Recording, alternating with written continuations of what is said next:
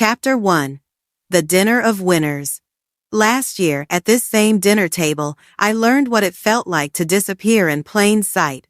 My father lifted his glass, pride glowing in his eyes, as he toasted my brother's campaign and my sister's new promotion. Then, almost as an afterthought, he looked at me and said, "And Olivia, still figuring things out?" The laughter that followed was polite, polished and cruel in the way only family can be. I laughed too, pretending the sound didn't hurt. No one noticed the tremor in my hand or the silence that stretched longer than it should have. No one knew that only a few hours earlier, I had signed a deal worth $45 million with SoftBank, or that Forbes had already drafted my name into their next feature. They still saw me as the daughter who never lived up to the family name. Tonight, I came back to the same table, not for their approval, but for my peace, and when my phone lit up with the word CEO, it wasn't a title. It was freedom earned the hard way. The dining room shimmered under the golden glow of the chandelier, reflecting off crystal glasses and silver cutlery polished to perfection. I arrived exactly on time, wearing the same navy blue dress I always wore to family dinners. It was plain, practical, and unremarkable, just how I liked it. The Grants didn't notice small details unless they were expensive. My father, Richard Grant, sat at the head of the long mahogany table, a man who had built his life on being right about everything. To his right, my brother Andrew, 36, the congressional candidate, laughed too loudly at something my sister Clara whispered. She was 34, sharp, and perpetually camera-ready, the kind of woman who could host a press conference in a thunderstorm and never lose her composure. Mother Margaret was a vision of practiced grace, her pearls gleaming against her pale blue silk blouse. She caught my eye and smiled faintly, the kind of smile that said, "Behave, don't make tonight complicated." I smiled back, the kind that said, "I won't, not unless you do." Dinner was roasted duck, champagne, and conversation curated like an election speech. Andrew talked about polls and donors. Clara shared an anecdote about saving her boss from a PR disaster. I cut my food carefully, nodding at the right times, invisible as always. Then my father raised his glass. His voice filled the room, confident, authoritative, the same tone he used in the courtroom. "To Andrew," he said, "for running a campaign that will restore integrity to Washington, and to Clara, for reminding America what polished communication looks like." He paused and looked down the table at me. "And to Olivia." His smile tightened. "Still figuring things out, right?" A polite wave of laughter rolled through the table. I laughed, too, softly, because that was what you did when you were the family disappointment. I could feel the heat rise in my face, but I kept my expression neutral. After all, I had spent years learning how to disappear. What no one in that room knew was that 4 hours earlier, I had signed a contract that changed everything. My company, RootSense Technologies, had just closed a $45 million Series B round with SoftBank. The valuation was $120 million. Goldman Sachs was finalizing our partnership for the next expansion, and Forbes had reached out for an interview. But none of that mattered to them. To them, I was still the child who tinkered with computers instead of attending debutante galas. My father set down his glass. "Now," he said, "since everyone's gathered, I have an announcement." He waited for the silence that always followed his voice. "After careful consideration, your mother and I have decided to restructure the family trust. Given Andrew's political future and Clara's public success, we feel it's time to start transferring some assets into their names." Andrew grinned modestly, already expecting it. Clara's expression softened into the perfect imitation of gratitude. "And Olivia," my father continued, turning toward me with the tone of a man delivering bad news to a client, "we think it's best to pause your allocation for now until there's more clarity around your professional path." Pause, such a civilized word for erasure. I placed my fork down and folded my hands. I understand, I said. My voice was calm, almost gentle. It was the same tone I used when negotiating with investors who underestimated me. The conversation shifted quickly back to Andrew's campaign and Clara's upcoming trip to D.C. It always did. They congratulated one another for achievements that were expected and applauded mediocrity disguised as legacy. I tuned them out. I thought about the tiny rented storage space where I had built my first server, the late nights debugging code until the sun came up, the deliveries I made myself to hospitals that had no idea their supply chains were running on my algorithms. Then my phone buzzed in my lap. I glanced down. Samantha Cho, my COO, my emergency-only contact during family dinners. I excused myself softly and stepped away from the table into the hallway, lined with oil paintings of ancestors I had never met. I whispered. Sam? Her voice came through, bright and excited. Olivia, SoftBank just wired the funds, $45 million even. The valuation is confirmed at $120 million pre-money. Goldman Sachs finalized the press date for next Thursday, and Forbes wants to include you in the top founders to watch piece. Oh, and Tokyo's team is asking if you're ready to start planning for Asia next quarter. For a moment, I just stood there, staring at the pattern on the wallpaper, listening to the hum of conversation in the dining room. That's great news, I said finally, my voice even. Prepare the internal memo for tomorrow morning. Tell Goldman I'll review the press release tonight. Got it, CEO, Sam said cheerfully. I ended the call, tucked my phone back into my clutch, and took a slow breath. I could already hear the laughter from the dining room again. My family was toasting to themselves, oblivious. When I stepped back into the room, the air seemed different. Maybe it was me. Maybe it was the weight of what I knew compared to what they thought. I took my seat quietly, the same place I always sat, the one slightly obscured by the centerpiece of hydrangeas. Clara was mid-story about a senator's charity gala. Andrew interrupted with a joke about campaign donations. Mother dabbed the corner of her mouth, pretending not to notice the tension still clinging to the air. My father was studying me now, the faintest flicker of curiosity crossing his face. I picked up my glass, met his eyes, and smiled. To family, I said. He hesitated, then raised his glass back. To family. The crystal chimed. The sound echoed longer than it should have. Aunt Helen, seated at the far end of the table, broke the silence with a dry laugh. Well, she said, her voice slicing through the room, this time, let's raise a glass for something real. Her words hung in the air, light but sharp enough to draw blood. I saw Andrew's jaw tighten, Clara's polite smile falter, and my father's expression stiffen into quiet offense. I didn't say anything. I didn't need to. I sipped my wine, the taste rich and cool, and looked around the table one last time. The people who had defined me for so long suddenly felt small, like characters trapped inside their own performance.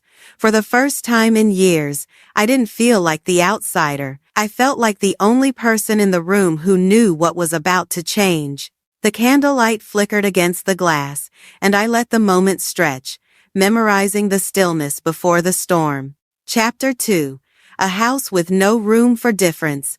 I set my glass down and let the hum of conversation recede, a tide pulling back from the shore. The performance went on without me.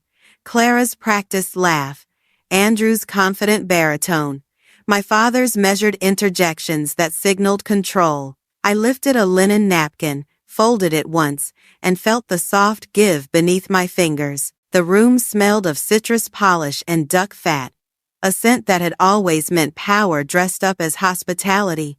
I realized I had been training for this moment my entire life, without knowing it. Greenwich taught me how to be visible only when it served a purpose. In our house, reputation walked first. Richard valued outcomes more than people. Margaret pressed pleats into our lives until they lay flat, Andrew learned quickly that applause arrives when you repeat the approved script.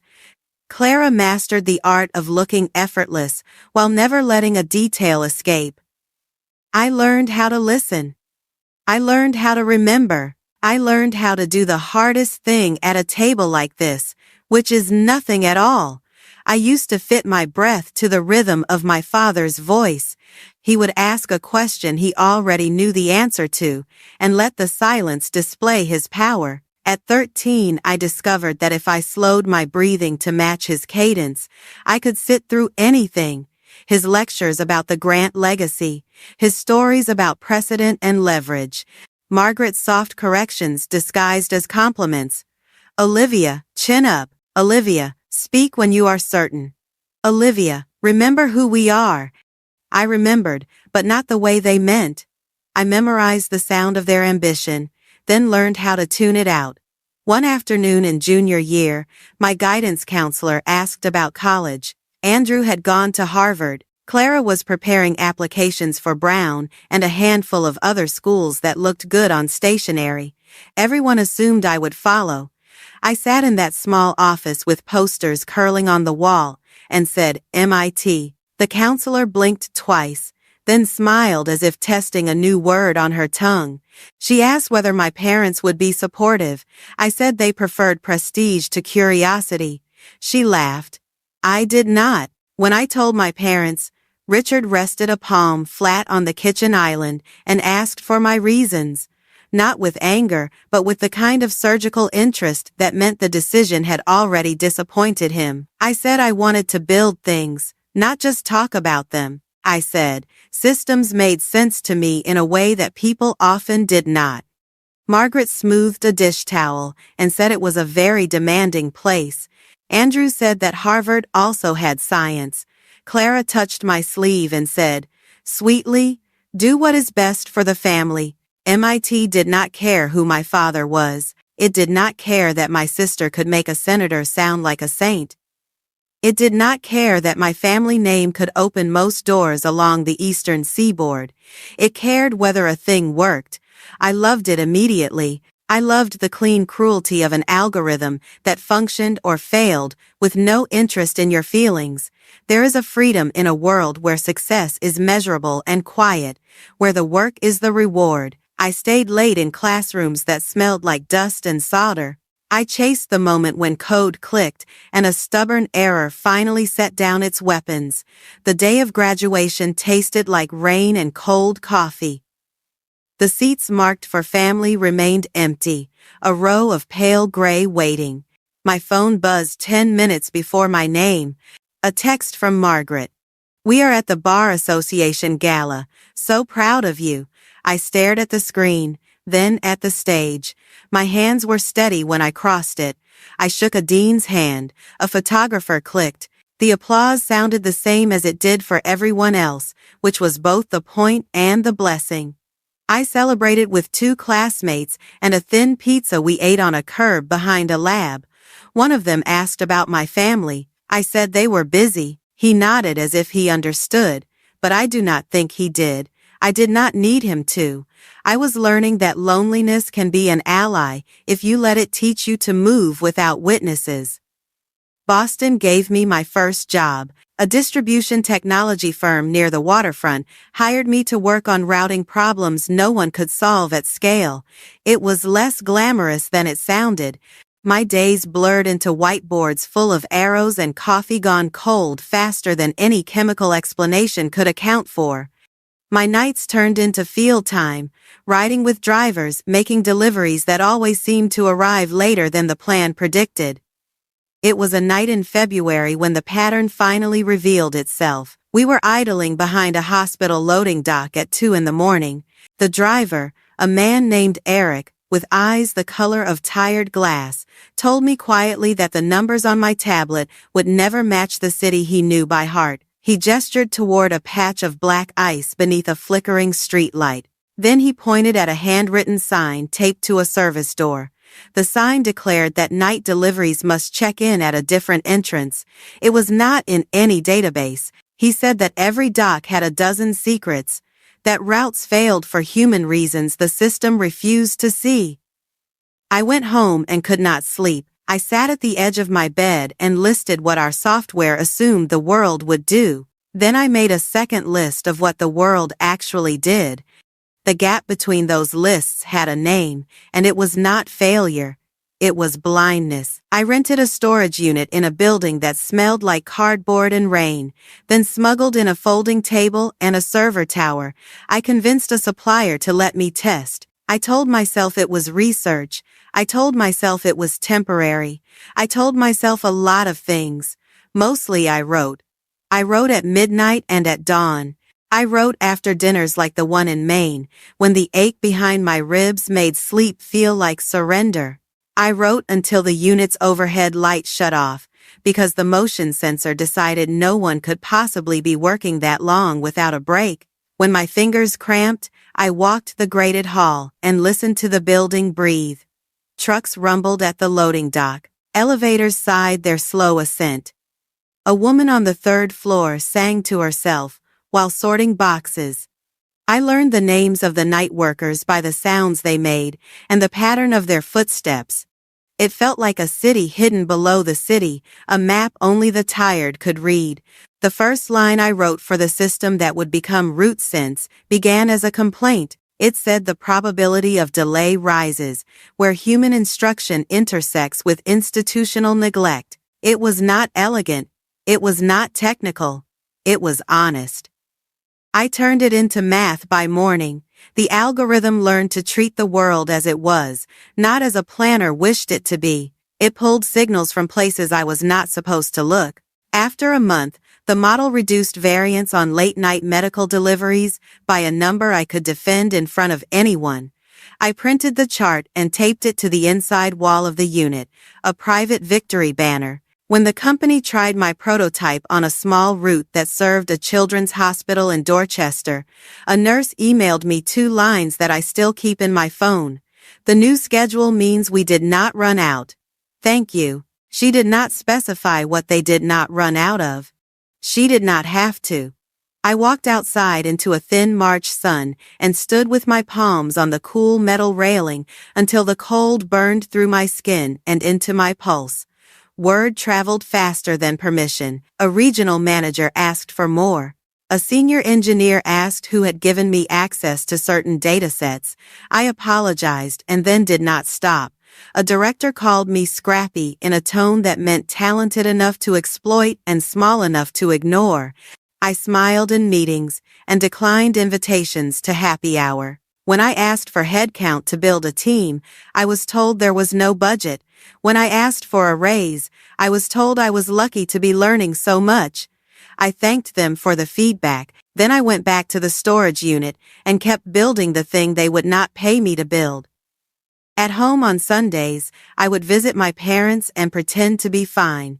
Margaret would slide a plate of fruit toward me and ask how the office was. I would say busy and rewarding. Richard would offer an anecdote about a case where patience beat aggression. He would not look at me when he offered it. Andrew would give me an update about polls, as if everyone lived inside his corridor of mirrors. Clara would tilt her head and say that I looked tired, which in our language meant, "Watch the edges, you are showing." I would wash the dishes, so I had an excuse to stand with my back to the room. The night I signed the lease for a tiny workspace near South Station, I brought a camp chair and a thermos and sat on the concrete floor with my laptop balanced on my knees. It was the first square of earth that belonged to the work and to me. I texted Sam, who worked 2 floors down at another startup, and she came up with paper cups and a bag of pretzels. We did not toast. We made a list on the white wall with a dry erase marker and planned the next 7 days. When she left, the room went so quiet I could hear the elevator cables hum through the shaft. I stood and walked to the window. The city unspooled beneath me, a seam of taillights and steam vents and lighted rectangles where other people were still awake. The glass was cool against my palm. A commuter train slid into the station with the patience of a creature that understood time better than we did. I watched my reflection blur and sharpen as a cloud passed. It occurred to me that the family had never asked me what I loved, only what I intended to prove. I felt a sudden, ridiculous urge to laugh. I did not. I breathed in and let the feeling settle where it could do something useful. Across the street, a man in a yellow vest stacked crates with the precision of a dancer. A woman paused on the sidewalk to tie her shoe, then kept walking with her head down and her stride steady. I thought about Eric and the black ice under that light. I thought about the nurse and the 2 lines that did not need more words. I thought about my father's long silences and my mother's short ones. I thought about the empty chairs at graduation and how I had already learned to fill them myself. I switched off the light and let the city take the room back. The window held the last of the glow like a secret. I gathered my bag, closed the door, and listened for the click that meant the lock had taken. Outside, the air tasted like metal and rain. I stood on the sidewalk and felt the ground answer me. Then I went home to sleep, because morning would come, and there was work to do. Chapter 3. The air's morning came early, gray and cool over the streets of Boston. I reached the office before anyone else, the kind of quiet hour when the building still belonged to me. Sam's coffee mug sat beside her monitor, her to-do list half scribbled from the night before. I opened my laptop, checked the overnight reports, and watched the graphs update like pulse lines, finding their rhythm again. The city outside was waking up, but I already felt a world ahead of it. By noon, I had reviewed the final contract for Goldman's press release and approved the updated route optimization maps for our new clients. My phone buzzed with reminders and messages, each one confirming that the company was moving the way it should. There was a steadiness in that rhythm that no dinner table insult could shake. Still, something in me felt the need to leave early that afternoon. Maybe it was habit. Maybe I wanted to prove to myself that I could face them again and feel nothing. I drove to Greenwich, just as the sun began to fade, that slow amber light slipping through the trees that lined the drive to my parents' house. The same gates swung open, polished brass catching the dusk. Inside, the house was exactly as it had been, smelling faintly of lemon wax and roses. Voices carried from the study down the hall, familiar tones blending like a script they had rehearsed all their lives. I had planned to go straight to my room and avoid the conversation, but something in the way they spoke my name made me stop in the doorway. Clara's voice first, brisk and confident. If we tie root scents to the Grant brand, it completes the family image. It shows we're forward-thinking. Andrew's answer followed almost instantly. A tech-forward Grant initiative will look perfect on the campaign. Voters love innovation, especially when it's framed as tradition meeting progress. There was a pause, then the low timbre of my father's voice. It would reinforce the family legacy. It's time to bring her back into the fold. It's better for all of us if this looks unified. I stepped inside before I could stop myself. The 4 of them turned, a tableau of mild surprise and embarrassment. "You don't need to worry about bringing me back," I said. "I was never gone." Clara blinked, then smiled the kind of smile that politicians use when cameras are rolling. "We were just brainstorming. This could be great exposure for you, Liv. Imagine the headlines, 'The Grant Family Leading Innovation.'" Andrew nodded, sliding easily into his role. "A win-win. We help you scale, you help us elevate the name. It's family synergy." I looked at my father. His hands were clasped behind his back, expression unreadable. My mother stood near the fireplace, her lips pressed together but not speaking. "Root Sense doesn't need the Grant name," I said quietly. "It stands on its own." My father tilted his head, his voice gentle but edged with that old condescension. "You're too sensitive, Olivia. It's not about ownership, it's about legacy." Legacy, the word that had built the walls of this house. I took a step forward, close enough to see my reflection in the glass of a framed photograph behind him. Andrew in a suit, Clara in pearls, me standing slightly apart, the shadow that made the light look brighter. I think we define legacy differently, I said. Yours needs applause. Mine needs results. Clara's tone sharpened. You've built something extraordinary, but image matters, Liv. You can't just run a company quietly forever. Sooner or later, perception decides everything. I smiled faintly. Maybe for you. Andrew's jaw tightened. You're acting like we're the enemy. I'm not acting, I said. I just know the difference between help and control. My mother's voice finally entered the room, soft and practiced. The diplomat. Let's not do this tonight. Everyone wants what's best for you. I met her eyes. What's best for me stopped being your concern the moment you let them laugh at that table. The silence that followed was brittle. I could hear the faint tick of the grandfather clock in the corner. My father cleared his throat, signaling that the conversation was over. You've made your position clear, he said. Just remember that family is a resource, not a rival.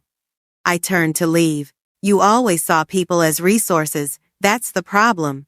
The hall felt colder as I walked out, the portraits on the walls watching like judges. I didn't stop until I reached the door. Outside, the air was damp with the smell of the nearby sound, and for a moment, I let it fill my lungs until the taste of salt replaced the taste of anger. By the time I reached my car, my phone buzzed again. A new email, the subject line glowing against the dark screen. I unlocked it, and there it was, simple and clean, the kind of line that changed everything. Forbes confirmation. Feature confirmed for Monday. Title: Olivia Grant, The Outsider Who Built a Smarter System.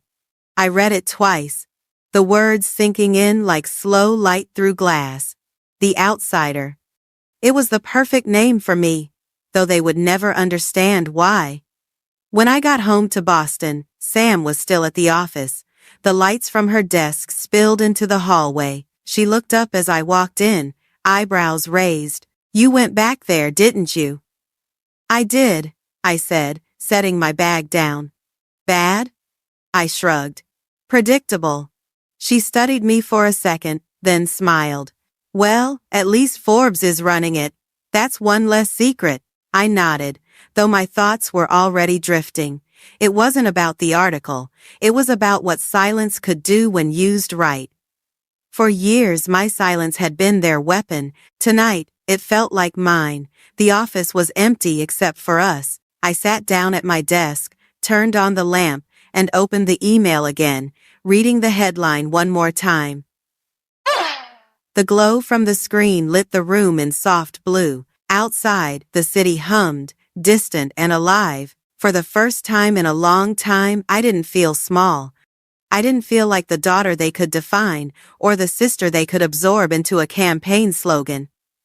I felt like a person finally stepping into the sound of her own name. Sam gathered her things. You should go home, she said. Big week ahead. Yeah, I answered. It's going to be a busy one. She left, and I stayed a while longer, the kind of quiet that doesn't feel empty settling around me. I watched the cursor blink at the top of a blank document, a reminder that stories always start again, no matter who tries to write them first. I closed the laptop, leaned back, and let the silence breathe. This time, it wasn't awkward or heavy. It was earned. It was mine. Chapter 4. The Will of the Dead. I left the office lights off and stepped into the night, the city humming in a register that steadied me. By morning, Aunt Helen had texted a simple invitation to visit her gallery in Portland. No flourish, only a time and an address. I drove up the coast with the windows cracked just enough to taste salt. The ocean slipped in and out of view, a ribbon between pine and sky, and I let the road unwind the tightness that had lived between my ribs since the dinner in Maine. Helen's gallery sat on a brick corner near the waterfront, white walls and tall windows, the kind of place where light did most of the talking. She greeted me with paint on her knuckles and the smile she saved for truth. She hugged me without asking if it was all right, then guided me past canvases that smelled faintly of linseed and rain. We stopped at a long table under a skylight. A slim folder waited there like a quiet decision. Helen said she had something I needed to see. She said it belonged to my understanding of this family more than it belonged to any safe or drawer. She slipped open the folder and drew out a photocopy of a document I recognized before I could read it. The will of my grandfather, the original version, not the one that had made me a spectator to my own history. She tapped a paragraph with her fingertip and asked me to read it aloud in my head. The moral clause did not bloom so much as land, inheritance reserved for the honest and self-made. I stared until the letters blurred. Helen said softly that my father had amended the will after my grandfather died. She said no one challenged him because no one challenged him. He had framed it as modernization, as clarity, as streamlining the legal language. The amendment removed the clause that would have protected me from a father who only understood worth when someone else stamped it. I asked Helen how she had this. She said she had kept a copy because my grandfather gave it to her when he realized he was failing. He had asked her to hold on to it for a time when the truth would matter more than her comfort. Helen looked at me and said that time had come. She told me I could sue, but added that she knew I was not after money. She said the look on my face told her I was after accuracy. The room felt very large, then very small. I touched the page as if it were a fragile bird. The anger that rose in me did not roar. It aligned itself into a line I could walk.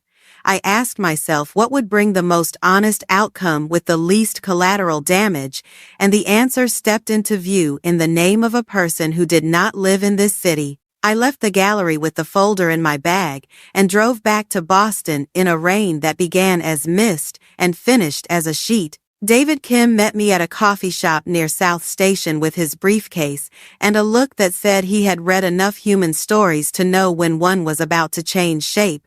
We took a corner table.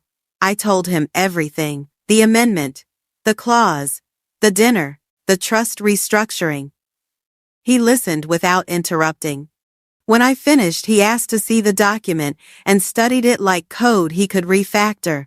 David said that if I filed, my father would weaponize the media. He would paint me as the ungrateful daughter who resented success she could not share. He would line up character witnesses who would speak glowingly about legacy and unity and respect. David reminded me that my family had more access to microphones than most. He suggested that if I chose to challenge the amendment, I should be ready to live inside a story I did not write for a while. I told him they started this with reputation, and I would finish it with truth. He held my gaze for a long count, then nodded. He outlined options as if laying tiles: a petition to examine the amendment for undue influence, a motion to compel production of original records and communications, a request for an independent review of the trust administration. He advised caution and precision. He said the court would care less about feelings and more about timelines, signatures, and the logic of fiduciary duty. I said that suited me. We agreed to begin with notice rather than noise. David would send a letter to the firm that managed the trust, formally requesting the original files and correspondence relating to the amendment. He would include a statement that I had obtained a prior version of the will that contained a material clause now missing. He would phrase it without accusation and with the kind of clarity that makes denial heavier to carry. I walked back to the office, under a sky the color of steel. Sam was at her desk in a sweatshirt with the hood halfway up, hair pulled into a knot that meant a problem had surrendered. She looked up and asked with her eyes. I told her I was fine. I sat at my desk and opened a new document. I wrote the date and then I wrote a short account of what Helen had shown me and what David had advised. I attached a photo of the clause. I saved the file to a folder titled Only with the Year. When the world tries to bend a story, paper helps it hold its shape. The letter went out 2 days later by overnight courier and email. David copied me. The trust administrator replied within an hour with a neutral acknowledgement. They said they would produce what they could within 10 business days, fast for an institution that moved like an old ship. My father called that evening. He did not ask how I was. He asked why I had engaged counsel regarding a family matter. He said those were his exact words. I said I had questions about the administration of the trust. He said questions were fine, but process mattered, and the process ran through him. I said this process would run through the record. There was a pause long enough to hold a year. He said I was making something private into something public. I said the amendment had made my worth a private convenience, and I had decided to make the truth a public fact. He ended the call by saying he was disappointed. I ended it by saying I was not. I slept lightly and woke clear. Work steadied me. We pushed a hotfix to the dispatch predictor and watched late deliveries drop in the live dashboard. A hospital in Worcester wrote to say a shipment had arrived before a storm cut power. A driver texted Sam to say a new route saved him an hour and a ticket. Small things, measurable, moral, clean. On the 5th business day, the trust administrator sent a partial production. Meeting minutes, email headers, draft language with track changes that showed a familiar hand. My father's edits looked like the way he spoke. Crisp, final, specific. The clause in question appeared in a version with a comment bubble that read, "Remove antiquated moral language for clarity." A later draft showed the clause replaced by a line that divided assets according to professional promise. The phrase professional promise did not live in law. It lived in rooms where people like my father weighed potential as if they had invented it. David called me to review the documents. He sounded energized in the way a runner sounds when the slope tilts in their favor. He said this was not proof by itself, but it was a path. He suggested we request depositions for the partners who had witnessed the amendment and for the junior associate who had compiled the drafts. He would also seek communication records between my father and the firm around the time of the change. If no contemporaneous notes justified the removal of the clause, a court could consider the amendment inconsistent with the testator's intent. We spoke like engineers about load and stress and breakpoints. When I hung up, the office felt warmer. Sam wheeled her chair to my desk and asked if I wanted to talk about anything that was not a root or a regression. I told her about the phrase professional promise. She rolled her eyes and said it sounded like something on a brochure for a prep school. Then she asked what I wanted when this was over. I said I wanted the record to say what actually happened. I did not need money I did not earn. I needed the past to stop lying about the present. The weekend arrived with cold sun. I drove back to Portland to see Helen and thank her. The gallery was quiet. A woman was studying a painting that looked like a coastline seen from underwater. Helen poured coffee from a thermos and handed me a cup. She asked what David had found. I told her. She nodded and said that sounded like Richard. She took a breath and said something my mother had never said. She said she was proud of me not because of what I had built, but because of how I was choosing to protect it. We stood under the skylight and did not fill the silence. I thought about my grandfather. I had been young when he died, old enough to remember his hands, and the way he listened to answers longer than most adults could bear. He had taught me a trick for stubborn knots. Pull the loose end back through the path it took to tangle. The knot will tell you how to undo it if you let it. I wondered if he had known the clause would need a champion when he was gone. I wondered if he had given Helen the copy because he trusted the quiet people to carry heavy things farther. On Monday, David forwarded a terse email from the firm. They did not consent to depositions at this stage. They suggested a meeting instead. They invited us to their conference room in Hartford. David asked if I wanted to attend. I said yes. He warned me that the room would be arranged to make me feel small. I said I had experience with that seating chart. I arrived early and sat in the lobby, with my hands folded on my coat. The receptionist offered water. I declined and counted my breaths until the minute hand reached the number David had chosen. Inside the glass-walled room, two senior partners waited with folders placed like shields. My father was not there. It was better that way. David spoke first. He summarized our request. He used simple sentences that did not apologize. The partners responded with language that had smooth edges. They said the amendment reflected a reasonable interpretation of the testator's wishes. They said the removal of the moral clause modernized the instrument. They said terms like honest and self-made lacked legal precision. David asked for the drafting notes again. He asked who had proposed the phrase professional promise. He asked for any communication from my grandfather requesting the change. The partners glanced at each other. One said he would need to check archives. The other asked whether we intended to litigate or resolve this like family. I said we intended to resolve it like adults.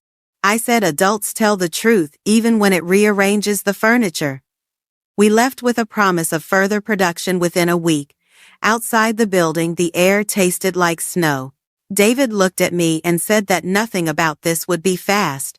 I said speed was not the point. He smiled a little and said that in law, as in logistics, the fastest route is sometimes the one that avoids the wrong intersections. On the drive back to Boston, I replayed the dinner in Maine, the toast that had dressed contempt as affection, the way my father said pause like mercy. I thought about the word honest in my grandfather's clause and how it glowed in my mind like a lighthouse. Not kind, not grateful, honest. I could work with that. I parked in front of the office and sat for a moment without turning off the engine. The city made a soft metal sound around me. My phone buzzed. A single email from the trust administrator with a subject line that did not announce itself louder than it should. It contained one attachment, a scanned note written in my grandfather's hand from months before he died. It referenced the clause by name. It said he wished the protection to remain. It said he trusted the women in the family to remember what words mean when men start to forget. I read it twice, then I turned off the car, locked it, and carried the note upstairs to the place where work keeps its promises. Chapter 5. When Reputation Turns into a Weapon. Forbes went live before sunrise, the headline set in clean black letters above a photo that looked exactly like me and nothing like the girl my family remembered. The inbox on my phone began to fill while I was still at the kitchen counter with a bowl of cereal that tasted like cardboard and relief.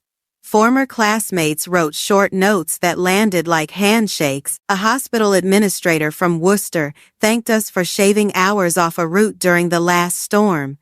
A venture partner I had turned down congratulated me with a tone that finally understood why I had said no.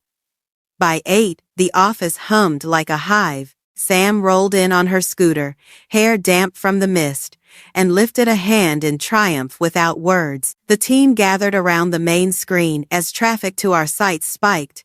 A map bloomed with new inquiries.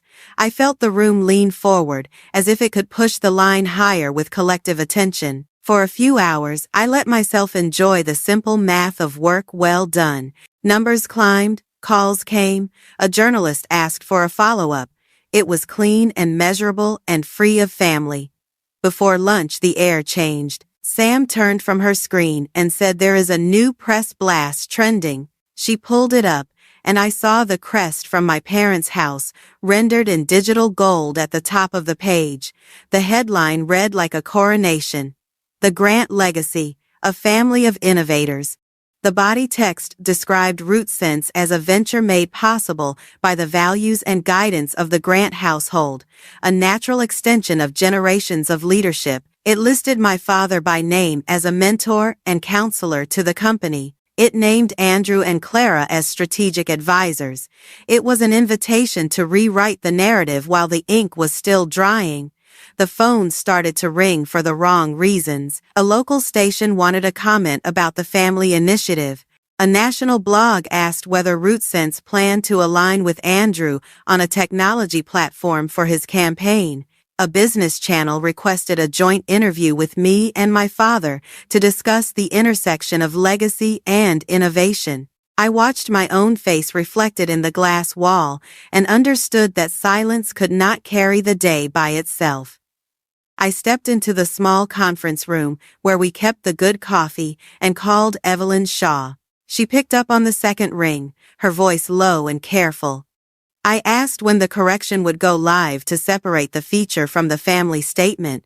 She sighed and said the Grants had offered sponsorship funds to a series they were planning, and that legal was already nervous. Then she said she believed the story had to bend toward accuracy, and that she would help me tell my side if I wanted it on the record. I thanked her and said I would send documentation by end of day. My hands were steady as I returned to my desk. I opened a folder, pulled the scan of my grandfather's note to preserve the clause, and attached it to an email with a timeline of what we had requested from the trust administrator. I added links to the public filings for root sense, to the cap table that bore no grant names, and to the trademark records that sat under our company, not under any family entity. I wrote clearly and briefly. I pressed send and felt the room settle into a better angle. David called as I was walking back to the floor.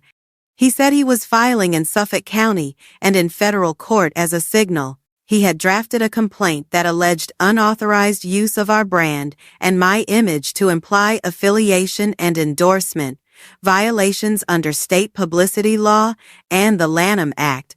He had included the press release and screenshots of the coverage it had already generated. He said the first step after filing would be a demand to retract and a temporary restraining order if they kept pushing. He spoke without urgency, as if reading off a checklist. I could hear the copy machine in his office warm up between his words. I told him I had just spoken with Evelyn and that she would run a follow-up on the record. He paused, as if measuring friction, and then said that would help. He reminded me to expect the other side to respond with statements about unity and misunderstanding and family pride. He suggested I say as little as possible and let the documents speak. I said that was already my plan. Within an hour, the press blast had migrated from polite trade outlets to louder rooms.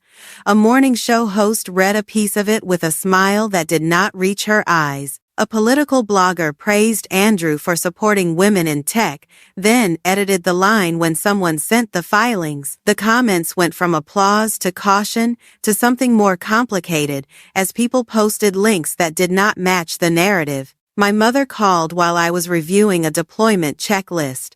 The name on the screen made me close my eyes for a second before answering. Her voice was breathy, like she had been moving quickly around the house. She said I was tearing the family apart. She said my father was furious and that the partners at his firm were watching. She said Andrew had donors calling and that Clara was on the phone with a senator. She said I needed to think about consequences. I told her that I was protecting myself. I said it without heat. I said it like a fact that belonged to daylight. She started to say my name the way she did when I was 10 and had scraped my knee on the patio stone, but I could not carry both of us. I said I had to go and I ended the call. I set the phone face down and let the sound of the office return me to the present. Sam stood in the doorway with a look that asked if she should start the plan we had only half written for this contingency. I nodded. She sent a short post from the company account that reminded the public of our mission and our legal independence, then directed all media inquiries to a single address. She texted the team to stay off social platforms for the day and to route any press calls to one line. She called our brand counsel and looped David into a single thread so that every answer matched every document. By late afternoon, David had filed. He sent me the stamped complaint with a note that read, "Filed clean and early." He attached a proposed letter to my father's firm and to the family office, asking for immediate retraction and correction. I approved the language. He sent them before the courthouse closed. The sun slid down the glass of the building across the street like a coin losing its grip. Evelyn emailed a draft for review. It was measured and unsentimental. It stated that corporate records did not support the claim that RootSense was a family venture. It referenced our filings and the absence of any grant entity on our board or our cap table. It did not mention the will or the amendment or my grandfather. It stuck to what any reader could verify. She said it would run with or without my quote, but that my voice would make it stronger. I wrote 2 sentences that said I was grateful for the institutions that check power when it uses other names to tell a story. I sent them before I could second-guess the tone. The first retraction request bounced back with an automated reply that the recipient was at a retreat. The second came back with a short message, acknowledging receipt and promising review. I pictured a room of advisors, with their ties loosened, deciding whether to double down or pivot. I pictured the smile my father wore when he knew the rules better than the room. I pictured my grandfather's handwriting. It steadied me. At 6, the team drifted out in 2s and 3s. Sam lingered by the door and said the quiet part that good friends are allowed to say. She said they were going to hit me where they thought I was soft. She said my job was to let them aim and find nothing there but a wall of paper and patience. I told her she was good at metaphors when she was hungry. She laughed and told me to eat something. I promised I would and meant it. I stayed long enough to watch the dashboards return to their evening patterns. A steady stream of deliveries finished with fewer exceptions than last week. A pharmacy in Providence signed a pilot agreement that would become a longer contract if we performed as predicted. A driver in Quincy sent a selfie with a RootSense cap pulled low and a short line that said, "Thank you for building something that listens." The work kept making its case without raising its voice. Before I left, I checked my phone one more time. A text from an unknown number arrived with a link to a talk show that framed me as a cold daughter and an ingrate. I did not click. Another text followed from a college friend I had not heard from in years. She said she saw the feature and that it tracked with the person she remembered. She said I always did the homework while the room talked. I smiled into the empty office and turned off the lamp. Outside, the air had the edge of autumn. The city was caught between rush and quiet, a soft chorus of brakes and footsteps, and the last siren of the hour. I walked to my car with the sense that a threshold had clicked into place behind me. The day had taught me what reputation looks like when it tries to dress up as truth. Tomorrow would teach me what paper and patience can do when they stand side by side. I unlocked the door and sat for a moment without starting the engine. Across the street, a woman in scrubs lifted a toddler from a stroller and kissed his forehead the way mothers have done forever. A bus pulled away from the curb and left behind a patch of silence that felt like a clearing. My phone vibrated lightly in the cup holder. David again? A judge had assigned a number to our complaint. We were on the docket. The public fight had begun, and for the first time in days, my breathing matched the pace of something I could trust. Chapter 6. The Ones Who Bear the Name. 2 weeks later, the city felt louder, as if every screen had turned up its volume at the same time. I woke to a flood of notifications that stacked faster than I could swipe them away. The first clip was Andrew on a sidewalk outside a town hall in Hartford, flag pins bright against his suit. A reporter stepped in and asked if he had used his sister and her company to raise money for the campaign. Andrew smiled the campaign smile, opened his mouth, and then nothing, a half-second of blank air that stretched into a canyon. By noon, that pause had been slowed and looped across every feed. Donors began to hedge. Volunteers stopped returning calls. A manager issued a statement about a misunderstanding and about how the grants stand together. The statement read like a hallway with no doors. By afternoon, the clip took on its own life. Commentators framed the delay as a tell.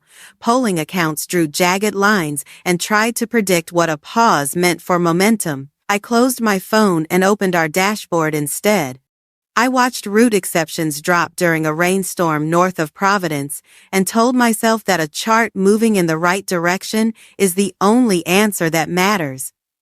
The next wave came from Clara, She posted a childhood photo of us at a birthday table. Her hand rested on my shoulder, cake candles blurred in the foreground, and the caption said, "She had always believed in me." For 3 hours the post gathered polished sympathy, then the email screenshot surfaced, lines from her work account that called me unstable and reckless and a risk to the family name. 3 outlets ran the messages with side-by-side comparisons of the post and the leak. By evening, her communications firm accepted her resignation, and by night, her profile picture vanished into a gray circle. I tried to summon satisfaction and found a dull kind of sadness instead. Even a public mask deserves a cleaner end than a feed eating itself. My father did not topple. He sank. A financial reporter connected my legal filings to older whisper stories about amendments at his firm. Words like irregularities and altered clauses moved from print to broadcast and back again. The state bar opened a preliminary review. The firm issued a tidy defense that said process and integrity and cooperation. 5 days later the notice arrived. Suspension pending review. It was not a verdict, but it removed the stage he loved most. David called and said we were still inside the fence line of the law. He told me to let the process breathe and to keep my answers short if anyone asked for comment. I said I preferred silence, and he said good. In the office, Sam built a perimeter of calm. She moved press requests to a single queue and posted a simple statement that RootSense is independent and focused on serving clients. She asked the team to keep their heads down and their hearts steady. People did what good people do when chaos shouts. They worked. They pushed a new release that made dispatch predictions more resistant to surprise closures. They added a feature that lets a pharmacist flag a dot quirk the instant it appears. The release notes were the most beautiful thing I had read that week. Midweek brought a call I could not ignore. The front desk patched through my mother. Her voice asked if she could come by. For a moment I saw myself as a child on the back steps in Greenwich, knees scraped, waiting for someone to notice. I told her yes. 10 minutes later, she stood in my doorway with a small frame in her hands and the smell of gardenia trailing in behind her.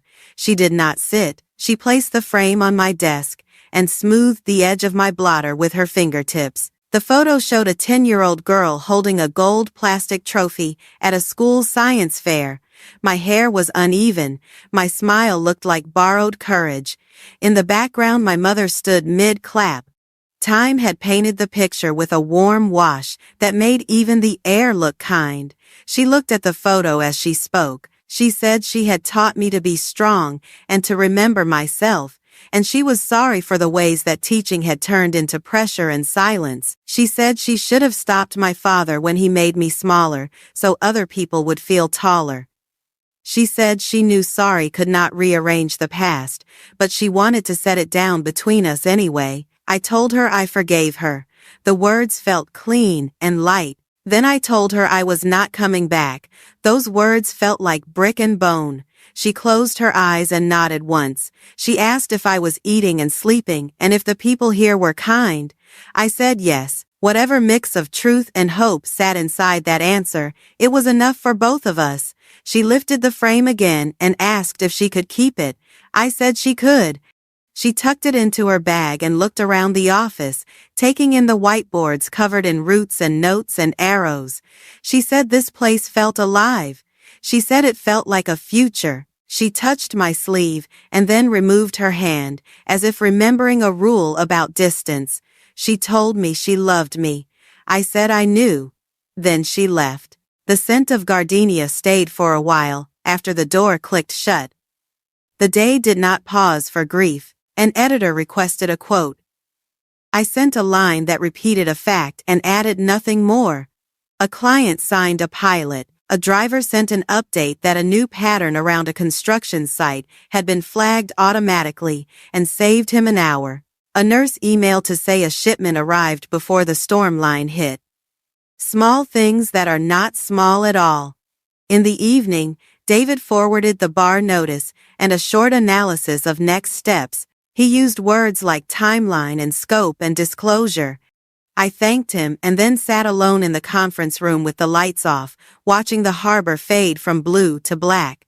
The city kept its own pulse out there. Boats slipped across the surface like thoughts that refused to turn into words. I had the sudden sense that I had been holding my breath for years, and that now I could finally exhale without fear of what would rush in.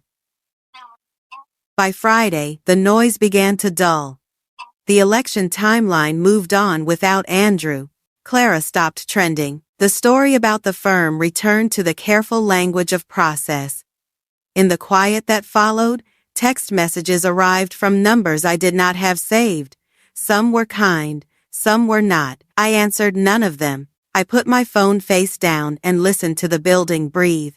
Elevators sighed. The heater clicked. A chair rolled down the hall. Life resumed its softer sounds. On the way out that night, I passed the first route map we ever printed, still taped to the wall, yellowed at the edges. I rested my palm against it and thought of my grandfather. I pictured his note with the clause he wanted to protect. Honest and self-made.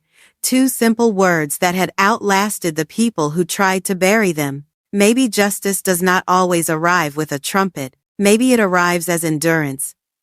Outside, the air had the taste of cold metal and water. I stood on the sidewalk and watched a bus pull away from the curb, leaving a pocket of stillness in its wake. A woman in scrubs crossed the street with a paper bag pressed to her chest. A man in a blue jacket balanced a stack of pizza boxes and nodded to no one in particular. The world did not applaud or judge. It just kept moving. When I reached my car, my phone buzzed again. A message from an unknown number said, "My father hoped we could speak privately." I placed the phone in the cup holder and started the engine. The harbor lights threaded a line across the water as I pulled into traffic. Peace did not feel like victory. It felt like distance measured to the right length. It felt like drawing a border and then letting the land on either side grow on its own. Back home, I set my keys on the counter and poured a glass of water. I stood by the window and watched the city shift towards sleep. Somewhere out there, a newsroom moved on to a new headline. Somewhere else, a committee drafted a letter full of careful verbs. In my apartment, the only sound was the quiet drip of the faucet I had been meaning to fix. I turned the handle until it stopped, then sat down and let my eyes close in a darkness that asked nothing of me. Morning would come. Work would be waiting. The family had stepped into the consequences they wrote for themselves, and I had stepped out of the room where I once tried to earn a chair. I did not feel triumphant. I felt whole. Chapter 7. When Kindness Becomes a Shield. 3 months later, the air in Boston tasted like cold metal and new beginnings. We chose a Saturday morning for the launch, a time when the city moves slower and people notice small things. No velvet ropes, no step and repeat, no celebrity friends called in as favors, just a clean lobby that still smelled faintly of paint, a rented podium, a pot of coffee that never seemed to empty, and a crowd that looked like the future we wanted.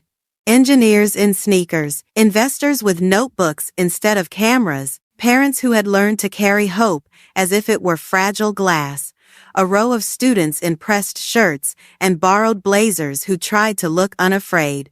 I arrived early and walked the halls in flats, running my finger along the edge where the new wall met old brick. Sam checked sound and video, and then checked them again. She moved like a conductor, trusting the orchestra, but not the power outlet. A volunteer handed me a program with the names of the first cohort printed in dark ink that did not smudge. Amelia Rivera sat in the second row, straight-backed, a braid over one shoulder, 15 going on permanent. I remembered the night she sent a message to our general inbox asking if the scholarship was real. She had used perfect grammar and too many apologies. I thought about how many doors require a key that should have been issued at birth. People began to fill the space. I felt my pulse settle into a pace I recognized from successful deployments. Checklists clearing, bottlenecks dissolving, a calm sky above a busy map. Margaret arrived quietly, and stood beside Aunt Helen near the back. No pearls, no camera-ready smile. A simple sweater and a look that asked permission to be proud from a distance. I gave a small nod, and she held it in her hands like a warm cup. We started on time. I spoke first because someone had to set the table, and because I wanted to make the purpose plain. I said the foundation exists to move resources to talent, not the other way around. I said there is no moral victory in excellence that never gets a chance to launch. I said we would measure success by the work these students do in the world, not by the glow around our name. I kept it brief. The room did not need me to be a poet. It needed me to be a witness. A partner from a hospital network told a short story about a shipment that arrived before a storm, and what that meant for a child who went to sleep breathing easier. An engineer from our team described the first time a student shadowed a stand-up and asked a question that changed the sprint plan. Then we invited Amelia to the podium. She walked up without looking at her feet and stood with both hands on the lectern like she had learned to hold still the same week she learned to speak. She told the room that a girl like her does not always see herself in the places where decisions live. She said that if not for Ms. Grant, she would not have believed she could belong in a lab where ideas are tested and not found wanting because of the hands that carry them. She did not cry. She did not perform gratitude. She just laid the sentence down and let it stand. I watched phones lift, not to interrupt but to preserve. The line traveled faster than any press we could have bought. A local station aired the clip that night. A national program ran it the next morning, between a weather segment and a story about a championship parade. By Monday, the words had climbed into a headline and slipped into a dozen op-eds about access and potential. My inbox filled with notes from teachers and guidance counselors and people who kept programs alive in basements and borrowed rooms. The messages did not ask for publicity. They asked for laptops and transit cards, and someone to answer when a student hit an error at midnight. Public sympathy shifted in a way I could feel in the bones of the building. It was not a swell of pity. It was recognition. The feature that had introduced me to the country became a footnote to the foundation's story. Forbes ran a follow-up with a title that did not need italics to cut. How the Grants lost what they tried to own. The piece was careful and sourced and free of glee. It listed filings and timelines and statements. It ended not with a flourish but with a simple observation about outcomes. The story rarely belongs to the person who names it first. Karma did not announce itself with trumpets. It arrived on the same schedule as everything that holds. Andrew withdrew from the race in a video that tried to sound like service and almost succeeded. He said he needed to focus on family and reflection. Donors read the sentence they were supposed to read and moved on to new bets. Clara faded from media like a stain answered by patient scrubbing. One day her name was a trending topic. A week later it was an empty search result that returned old conference panels and headshots without context. My father attended preliminary hearings at the Bar Association offices in Hartford, walking into a building where his authority once bought him quiet and now bought him time limits. The firm issued statements that used neutral verbs.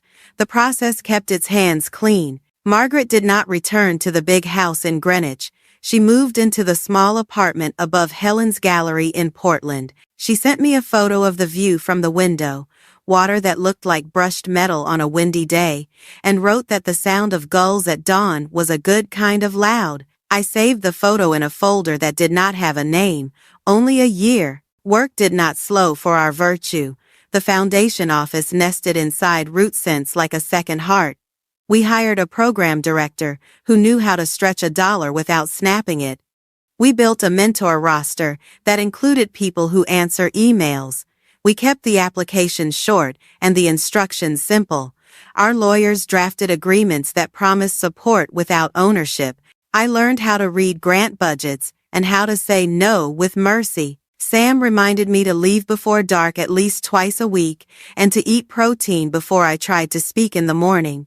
The sign arrived on a Thursday in a truck that beeped when it backed up. The installer wore a wool hat, pulled low, and told me the letters would catch light in a way that made photography easy.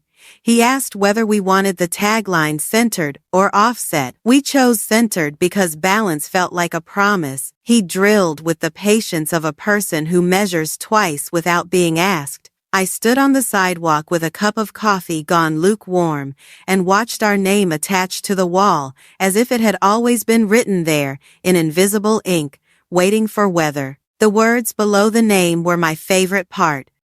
Where every girl can begin again. No flourish, no grand mission language, just permission in a line.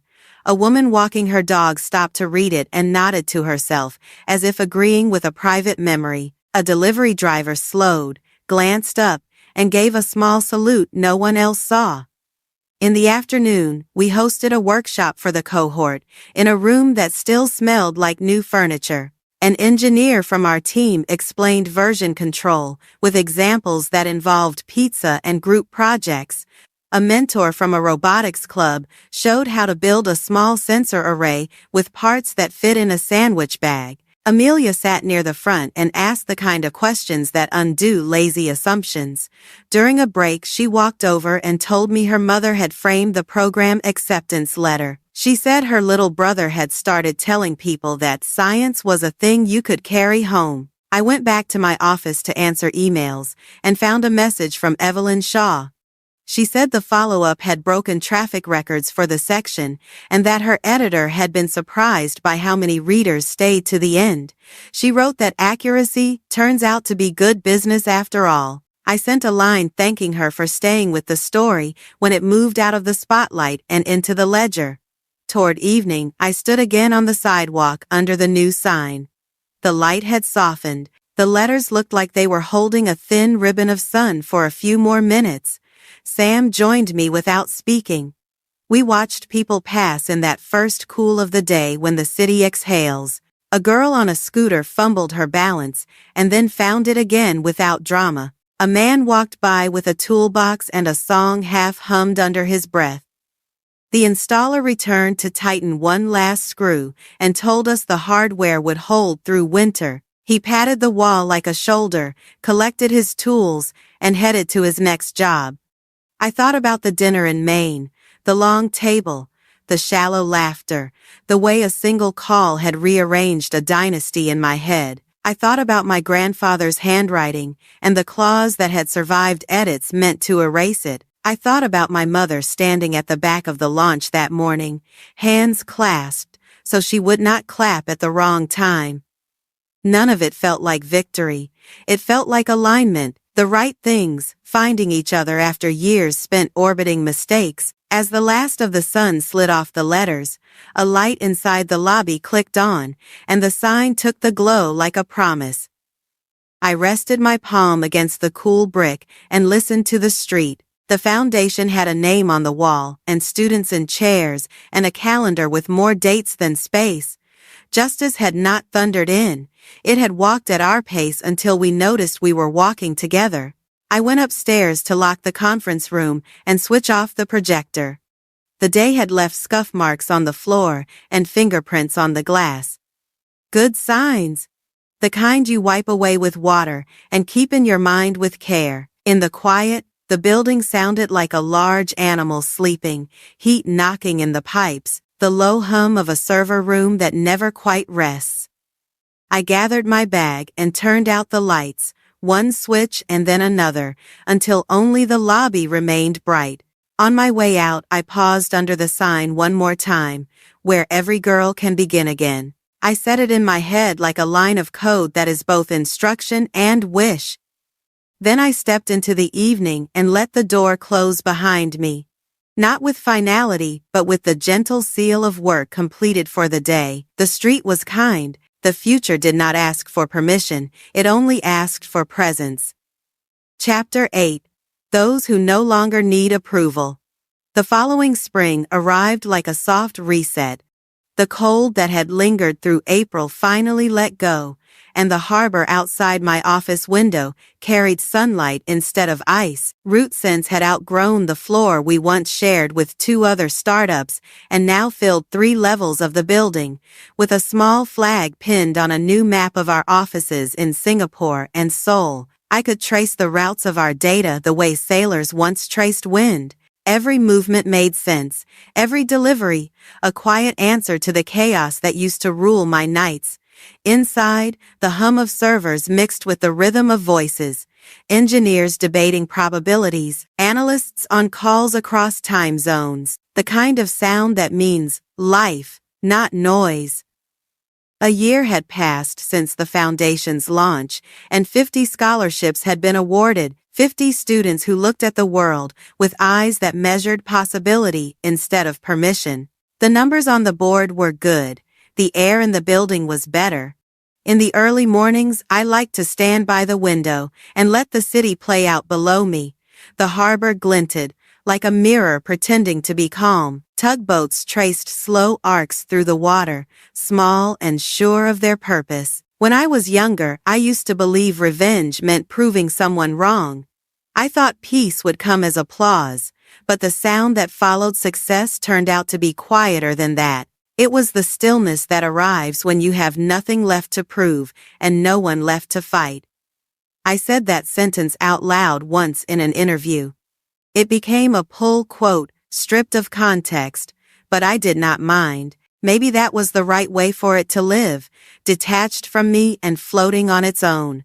True revenge is building something they can never take away. Peace is not a trophy. It is maintenance. It is what remains after the storms you stop chasing. The first graduation for the foundation took place in a repurposed warehouse on the waterfront. We chose the space because the ceilings were high and the light came through in long, forgiving sheets. No velvet ropes, no press barricades, just folding chairs, a rented stage, and rows of students dressed in mismatched clothes that looked more like truth than ceremony. Sam handled logistics with her usual precision, clipboard in one hand, iced coffee in the other. When she caught me looking, she mouthed that everything was fine. It always was with her. Families filled the back rows. I recognized faces from applications and phone calls, people who had worked double shifts or skipped meals to make sure their children could study. Some held hands, some filmed on borrowed phones. At the front of the stage, Amelia stood behind the podium, now taller, a touch more certain. Her speech came near the end of the ceremony, after the introductions and the thanks, after the polite applause and the nervous laughter. She said that Ms. Grant had not just built logistic systems, but had taught them how to deliver belief. She said she had learned that routes are not only for trucks and data, but for ideas and courage, for things that move through people before they ever touch a map. She smiled once, briefly, the kind of smile that belongs to someone who knows where she is going next. The room was quiet for a heartbeat, and then filled with a warmth that could not be rehearsed. I caught Sam wiping her eyes and pretending she was adjusting her headset. After the ceremony, we served food from paper trays and lemonade in plastic cups. The students posed for photos with their families under the foundation banner. I talked with an engineer who was leaving for Seoul to lead our new team there, and with a woman from a local college who wanted to partner on mentoring. The air smelled of salt and fried dough from the market next door. Every now and then, someone stopped to shake my hand. I kept thinking how strange it was to be thanked for something that had never felt like generosity, only correction. Margaret attended with Helen. They stood together near the windows, where the harbor light fell in wide gold bands. My mother looked different now, smaller but steadier, her hair silvered at the edges. She had begun volunteering at the gallery, Helen told me. She sold postcards and poured wine at openings. They were happy, or at least peaceful, which might be the same thing once you learn the difference between noise and music. She waved at me, and I waved back. That was enough. The following week, Forbes sent a photographer to update a feature on the expansion. The article came out under a title that made me smile for its accuracy. The Quiet Company Changing How the World Moves.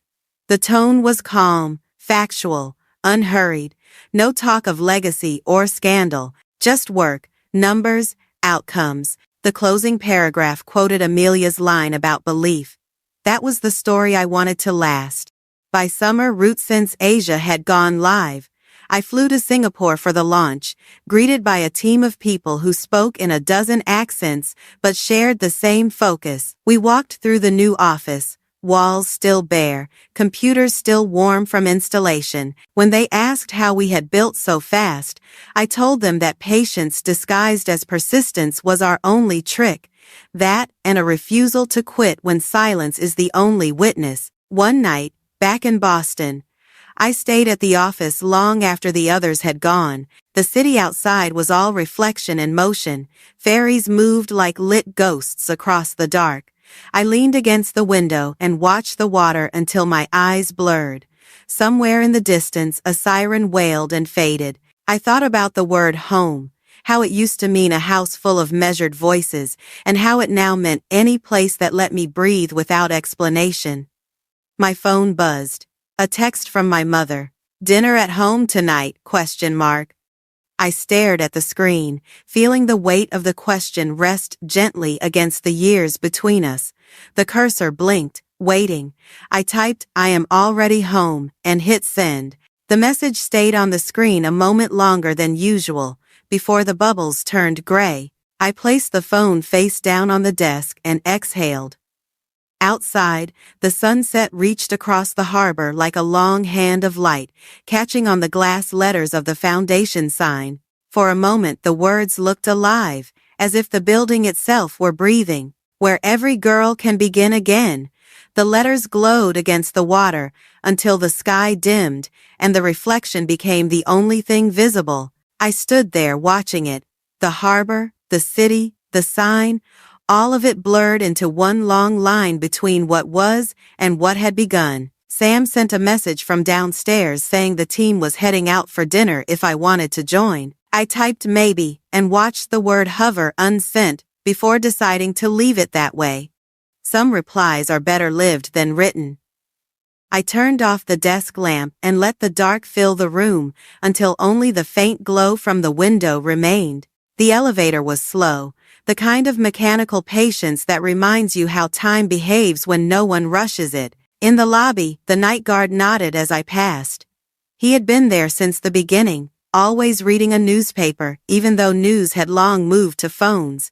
He said the new sign looked good lit up at night. I told him it was meant to be seen that way. Outside, the air carried a soft salt wind. Cars hissed over wet pavement. A gull cried somewhere over the water and vanished into the noise of the city. I walked along the edge of the pier until I reached the point where the foundation logo mirrored itself on the glass doors. The reflection rippled slightly with each breeze, like the surface of something still learning to settle. I stood there until the last streak of light dissolved into the harbor. The world had rearranged itself quietly, without my permission and without apology. I felt the small weight of peace press against my ribs, not heavy, just real. For the first time, I did not think about what came next. I simply stood still and let the night become what it wanted to be.